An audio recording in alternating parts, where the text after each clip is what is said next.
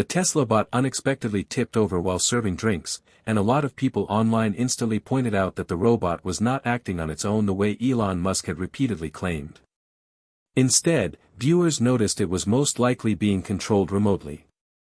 Elon Musk has not commented directly on that moment, but the Tesla CEO recently made a bold statement about the Tesla RoboTaxi CyberCab, and this brand new Tesla model has received some very impressive improvements as it moves toward a massive rollout early next year. Musk truly believes that this vehicle will appear across many cities throughout the United States very soon and that people everywhere will want to try it the moment it becomes available. But is the Tesla RoboTaxi really as powerful as Musk insists? And what exactly has changed?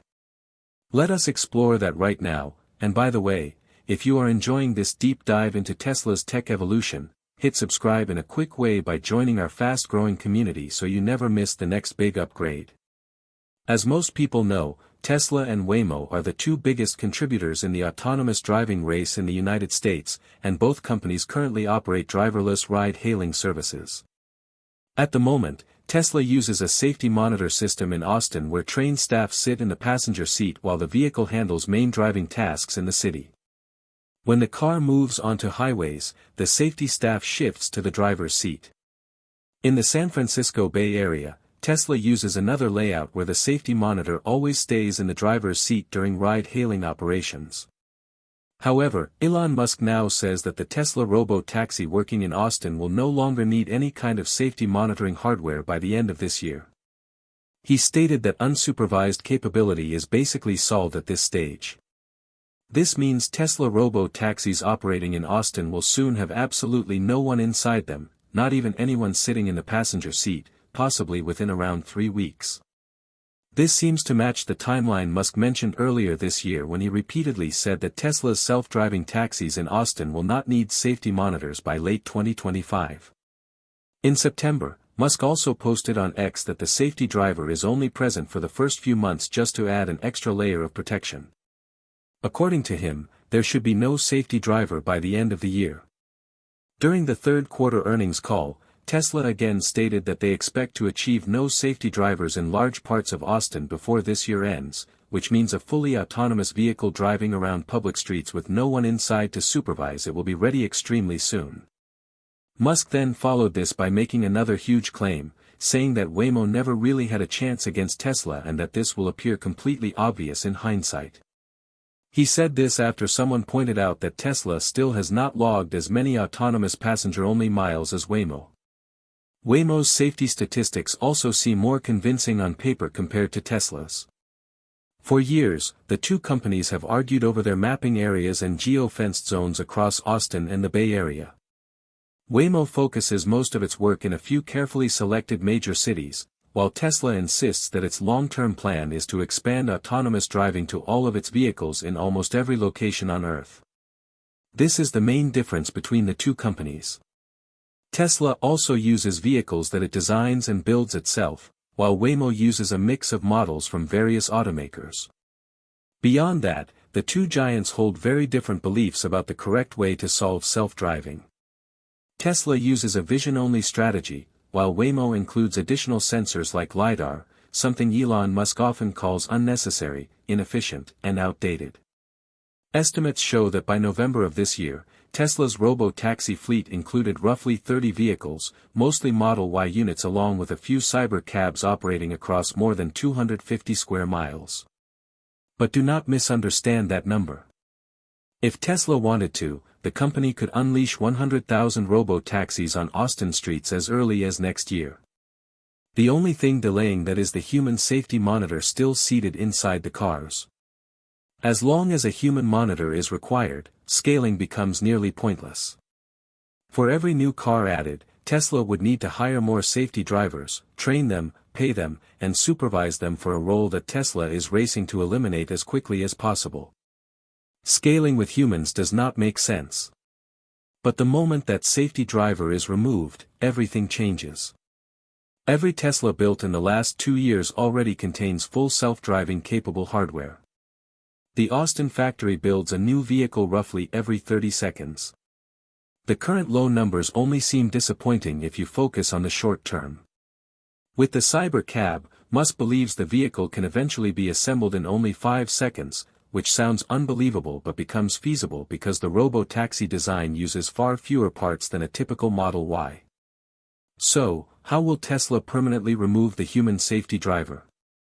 Tesla quietly prepared for that step for a long time. In late November, Tesla activated a new in-cabin data system called Cabin Camera Analytics paired with Audio Analytics. In simple words, this software takes over every task that human monitors previously handled. If something unexpected happens with the vehicle or a passenger, Tesla's support team would receive an instant alert, guaranteeing passengers are never left stuck mid-trip. If this human bottleneck is removed next year, the next expansion point is Phoenix, Arizona. Tesla already received its permit from the state's Department of Transportation in November, and early information suggests that their service in Phoenix will begin similarly to Austin with supervised operations. Las Vegas, Dallas, and Miami are expected in 2026. But Tesla's ambitions go far beyond the United States. Their most recent software update expanded access for users in new countries across the Asia-Pacific region including Australia, Japan, and more, as well as Mexico and Canada. Tesla is making a giant leap from a few dozen supervised cars to a global network that could soon run without human involvement. This is completely reasonable if you look at Waymo's long-term track record. Waymo began testing vehicles with a safety driver back in 2017. By early 2019, the company opened its service to the public still with a human on board, and then in October 2020, Waymo reached fully driverless status in Phoenix. During all those years, Waymo built a massive autonomous data set showing that robot drivers are not only viable but far safer than most people predicted. As of June 2025, Waymo has driven 96 million miles without a human controlling the car. And during all that time, although not completely perfect, the gap in safety compared to the average American driver is huge. 80% fewer airbag deployments, 91% fewer severe injury or fatal crashes, 92% fewer pedestrian incidents, and 89% fewer motorcycle collisions. By nearly every major measurement, autonomous cars are proving to be safer than human drivers. This gives Musk confidence that the Tesla RoboTaxi will also be extremely safe. Based on this real-world data, it is reasonable to expect that fully autonomous systems like Tesla's RoboTaxi will slowly earn worldwide acceptance and make roads much safer as the technology becomes more common. However, while Tesla's RoboTaxi system is rapidly improving, the legged robot Elon Musk frequently talks about is clearly not at that level yet. We have watched every Tesla bot video since 2021, and until now it had never fallen while performing a task. There were moments where it slipped slightly but always regained balance like a human. Recently, it impressed audiences by running nearly 7 miles per hour. But now, the Tesla Optimus robot unexpectedly collapsed backward in a new demonstration while serving drinks. Elon Musk was shocked by this incident as well. The internet exploded with questions. Why did Optimus fall backward while standing still? What parts inside the robot get damaged when it falls? And the biggest question, is Tesla bot actually autonomous like Musk claims? The fall created a wave of doubt, especially since Tesla plans to mass-produce these humanoid robots. If we look closely, humans trip or slip all the time, so a robot in testing can also fail. But what made this moment strange is that Optimus was not running, walking, jumping, or climbing. It was just standing, simply moving its arms while reaching for a bottle. In the video, Optimus tries to grab a water bottle but knocks down all the bottles on the table. Then, without warning, it tips backward and hits the floor. It almost looks like a person suddenly getting dizzy or fainting. The funniest part is the arm movement right before the fall, where the robot lifts its hand toward its head as if saying, "Oh no, I need a break." Many people laughed at that. Most articles, comments, and robotic experts who analyzed the clip came to the same conclusion: Optimus was very likely being teleoperated at that moment rather than acting autonomously as Musk often suggests. In simple terms, the robot was copying the movements of a remote operator using a virtual reality headset. You can even see the robot lifting its hand to its head exactly the same way a human would when removing a headset. People who have used VR instantly recognize that gesture. It seems that the remote operator quickly removed the headset for some unknown reason, and Optimus copied that motion faithfully before falling. Earlier in October, when Tesla showed Optimus performing an impressive kung fu demonstration, many viewers said it looked too perfect and must have been remotely controlled as well. When a fan asked Elon Musk whether it was teleoperated, he responded saying it was artificial intelligence, not teleoperation. After the recent fall, many people no longer believe that answer. They claim the demonstration was pre-planned choreography requiring thousands of hours of engineering work and had almost nothing to do with real autonomous learning.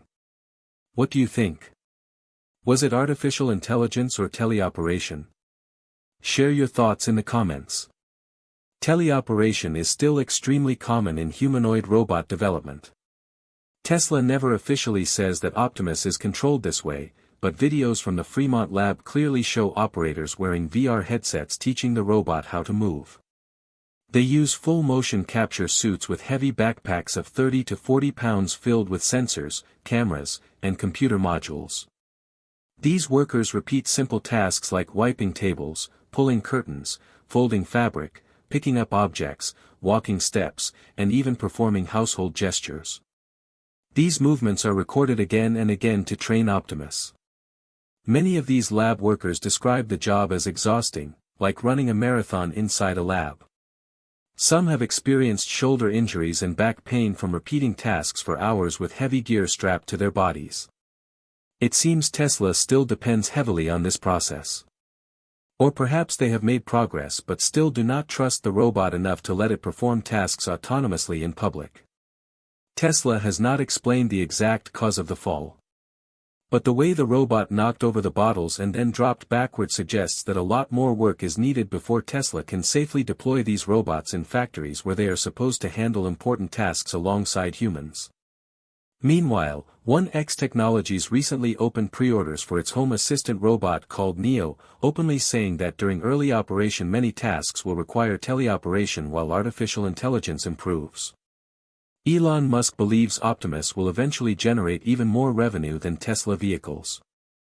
But after the Miami incident, some people doubt this future. Some even joke that the expected $20,000 price might include the teleoperation kit and remote operator. But the current model is still Optimus 2.5. Optimus Gen 3 might finally reach real autonomy instead of relying on human control. Some even think Tesla might be letting people doubt Optimus on purpose only to shock everyone with the next generation release early next year. Tesla likes dramatic surprises. Now let us shift to a major update about the Tesla Semi. DHL, one of the newest customers to receive the Tesla Semi, performed intense long-haul test runs and reached an unexpected conclusion: the Semi is far better than anyone imagined. Drivers at Pepsi and Saya said the same thing, with some joking that they want to retire in this truck because of how smooth it feels. Companies that plan to use the Semi for short trips are now rethinking everything because the truck is performing extremely well in long-haul routes at a far lower operating cost than diesel trucks or even typical electric trucks. From the first day, DHL skipped normal light testing. They immediately pushed the Semi onto a 390-mile route with a full 75,000-pound load. The entire trucking industry was stunned when the Semi completed the whole distance on one charge and still had battery left. That alone shocked everyone. But even more surprising, over 2 weeks of tests, DHL logged more than 3,000 miles with the Semi, averaging more than 50 miles per hour and achieving an energy use of only 1.72 kilowatt-hours per mile. This outperforms the 2.0 to 2.2 kilowatt-hours per mile seen in most electric trucks today. Jim Monkmeyer, president of transportation at DHL Supply Chain North America, said the Semi exceeded expectations and completed a very long delivery trip without any issues. Right now, DHL uses the Semi for about 100 miles per day, even though the truck can easily do 500 miles. DHL says the Semi only needs to recharge once a week and will reduce 50 tons of greenhouse gases every year. They also confirmed they plan to buy more units in 2026 when Tesla increases production. The Tesla Semi is still technically a prototype, but new leaks show Tesla is preparing a refreshed version before mass production. This update is not minor. It is a complete redesign. The front end now has a seamless light bar, a simpler bumper, a smoother roof curve, and a shorter windshield. All of these changes boost efficiency. The drag coefficient drops to around 0.33 from the already impressive 0.36. Even a tiny reduction of 0.03 can increase range by 5 to 8%, adding many extra miles for long-haul operations. Tesla also lowered the chassis weight below 23,000 pounds, allowing higher payloads and more range. The new Semi will support 1.2 megawatt ultra-fast charging, the highest power system Tesla has ever built. For batteries, Tesla will use two different chemistries, the long-range version with high-density 4680 cells, and the short-range version with LFP cells, which are extremely durable and about 40% cheaper. The short-range model may cost around $160,000, a very attractive option for companies. But the biggest upgrade is full self-driving capability. Tesla added a new camera position above the front wheel arch, a strong signal that the Semi is being designed to become a fully autonomous heavy truck. If Tesla successfully adds full self-driving to the Semi, the trucking industry will be changed forever. Trucks could operate almost non-stop, only stopping 30 or 40 minutes to recharge. Labor costs would drop massively, delivery times would shrink, and safety would improve. This wraps up today's deep breakdown of Elon Musk's latest comments on the RoboTaxi, the surprising fall of the Optimus robot, and the major upgrades coming to the Tesla Semi. Which project do you think Musk should focus on most in 2026? Share your opinion, and thank you so much for watching.